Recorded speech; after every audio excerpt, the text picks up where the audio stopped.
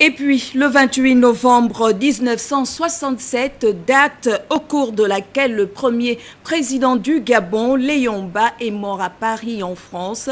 Notre rédaction revient sur ce que gardent les nouvelles générations du père de l'indépendance. Djerimbougou Bivigou, Francis Ngomo pour le point.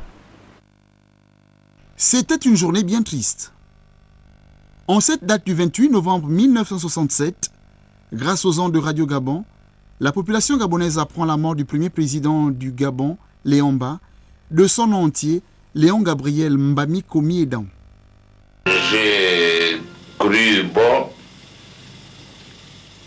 de convoquer l'Assemblée nationale, de consulter les membres du gouvernement et leur de demander s'il était possible et s'il ne voyait pas d'inconvénient à ce que nous apportons quelques amendements à la Constitution. Âgé de 65 ans, parfait polyglotte de langue locale, connaissant bien ses administrés, la tristesse était totale, d'autant plus qu'il a été le père de l'indépendance.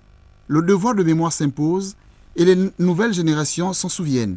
Le père de l'indépendance, c'est tout ce que je peux dire. Et je ne savais même pas que c'était ça le jour, son anniversaire aujourd'hui. Le premier président du Gabon. Enfin, on m'a fait part qu'il était maire au Gabon et que le président Léon-Mba était un très bon président pour le Gabon, quoi. Léon-Mba, c'est le père de l'indépendance et que il a parlé avec les Blancs et tout afin que le Gabon soit indépendant. Il est le père de l'indépendance. Il a été président de la République en 1960 et il est mort en 1968 ou 67.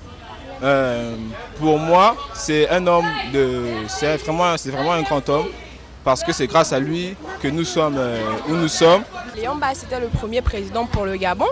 Et grâce à lui, on a pu avoir l'indépendance. Ce que je sais de Léon-Mba, c'est qu'il a été le premier maire au Gabon. Ensuite, il était le premier ministre, puis il était nommé président. Ce qu'il a fait du Gabon, c'est grâce à lui que le Gabon a été indépendant. Léon-Mba était un grand homme. Il a fait du Gabon, c'est que le Gabon aujourd'hui. Il a créé le lycée Léon-Mba, il a rangé les routes, il a donné l'indépendance au Gabon.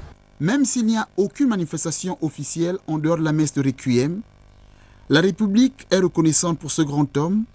En témoigne le majestueux mausolée qui lui est dédié, le complexe du lycée national Léon-Mba qui a formé plusieurs générations de Gabonais, l'aéroport international de Libreville qui est la vitrine du pays et la statue placée au carrefour du même nom.